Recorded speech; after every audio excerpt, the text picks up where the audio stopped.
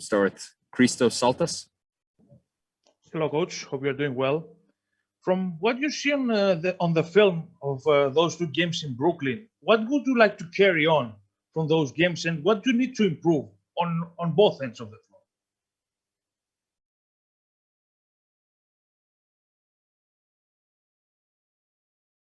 Hold on, Coach. You're still muted. There you go. Sorry about that. First game, I thought we were good defensively. Second game, we weren't as good. We need to get back to being more solid and a little bit better on that end. And then I thought we attacked a little bit better in game two, and hopefully we'll be able to build off of that as we head into game three. I thought we did get some really good looks in game two, but it was one of those games where your back's against the wall.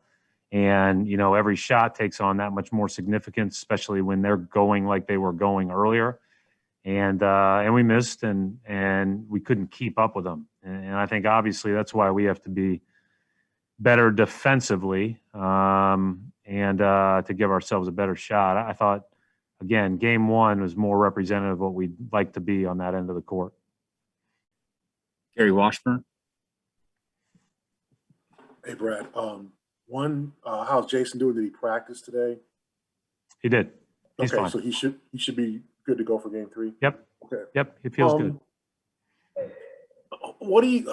I guess the second half, Brad, turned into kind of like a showcase for them. Blake Griffin was dunking, Harden doing his little dribble, and they had obviously felt like they were going to win the game, and then decided to kind of show out. I mean, is that a pride thing with your guys? Do you guys have to kind of be mad about that when they're just visibly trying to just make plays? And I mean, I know they're supposed to make plays, you're supposed to stop them, but it seemed like the second half it got kind of where it was more of a preseason game for them. They were trying to just, I don't know, rub it in, but they were definitely trying to show out. I mean, how do you guys take that, and do you use that as motivation?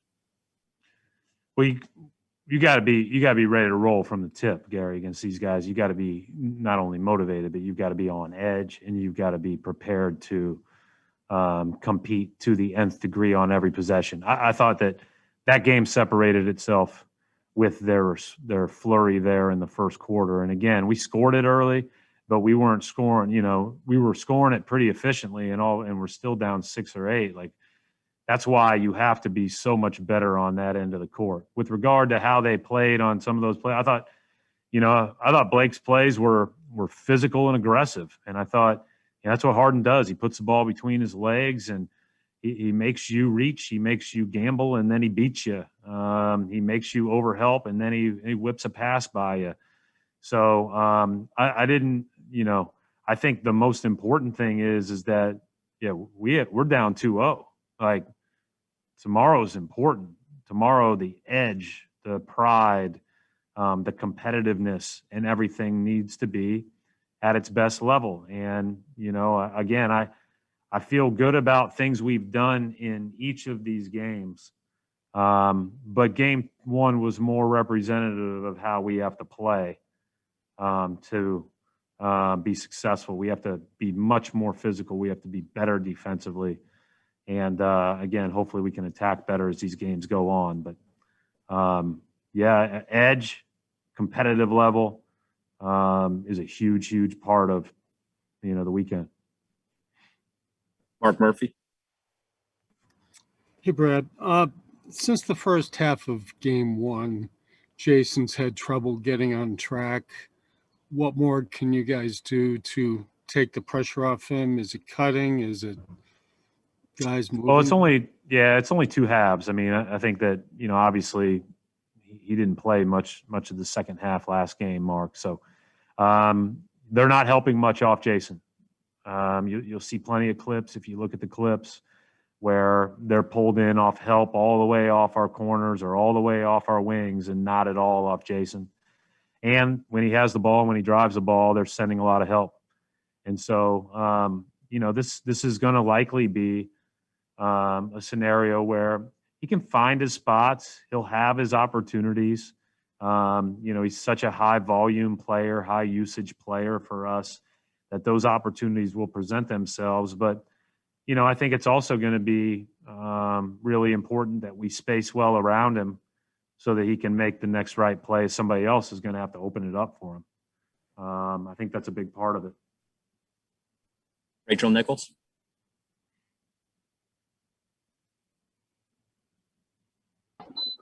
Hey, Coach, I apologize. My technical setup's kind of crappy today.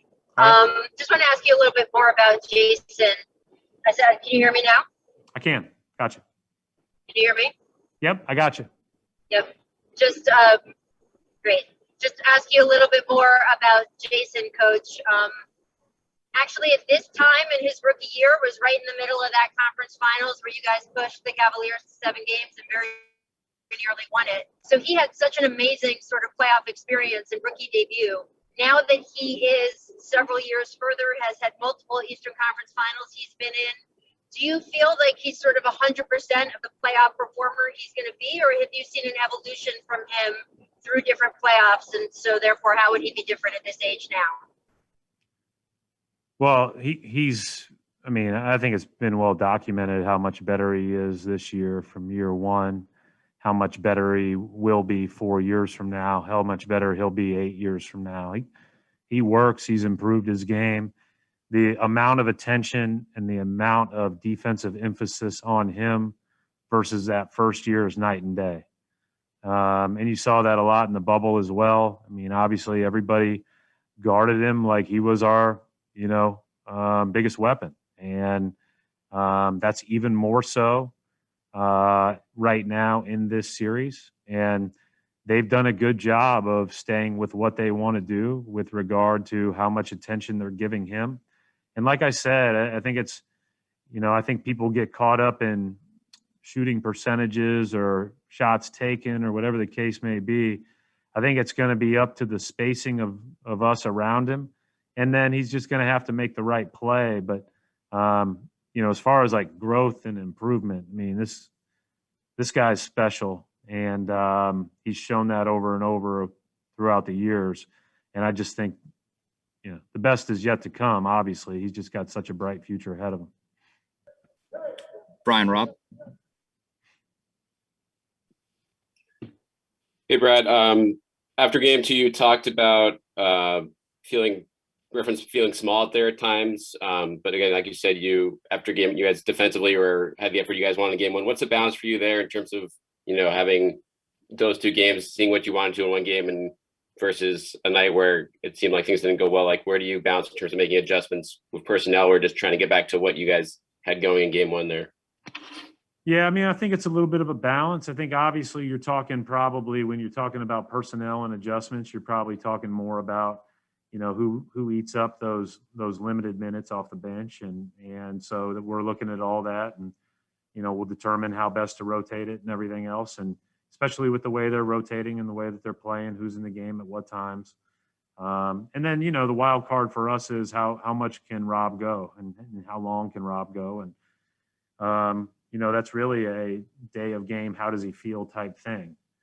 But yeah, that's, I felt like in both games you felt a little bit like that because obviously they're big and they can say, you can call it small ball, but when you have, Jeff Green, Durant, Harden, Joe Harris out there, those guys are all big guys. And so I think ultimately looks like somebody's pushing this thing from behind me. And but ultimately, we'll figure out who can best fit with those guys and hopefully give us a little bit more size, especially on the perimeter. Final question for Coach. We'll go back to Gary Washburn. Hey, Brad, you talked about, you said a couple times edge and playing physical. A couple years ago, you had guys that were tough guys. You had Marcus Morris, Rozier was a guy who didn't back down. Is that something you can teach? I mean, you seem to have a team this year that's more finesse, that just wants to play, and this is playoff basketball. I mean, Marcus, I know Marcus is probably your tough, one of your tougher guys. Can you teach edge? I don't think edge is something that would describe this team this year. And how can you push that guys to be more physical and have that edge? Yeah, I mean, it all depends on what you're defining as toughness, right? I think toughness, the ability to make the right play and do the right thing each time down the floor, that's a way to define it. I think that's within everybody's grasp. I think that's a choice. But there is a physical demand that's a non-negotiable at this level, and to win when you're talking about in the playoffs. And I thought that we really played with a great physical edge in game one, and I thought that they won that battle in game two. And so ultimately, your chances of winning and advancing when you get to this level, obviously there's a lot of skill that comes into play. There's a lot of talent, but those are the determining factors, right? Are you going to compete at your utmost? Are you going to play at the right physicality level and compete at that level that puts you in position to have a chance to win? And that's what we have to do. It doesn't really matter necessarily what one's reputation is going into a game. It's what you do when that ball is tipped. And tomorrow, to be the best version of ourselves, we're going to have to play that way. Wrap it up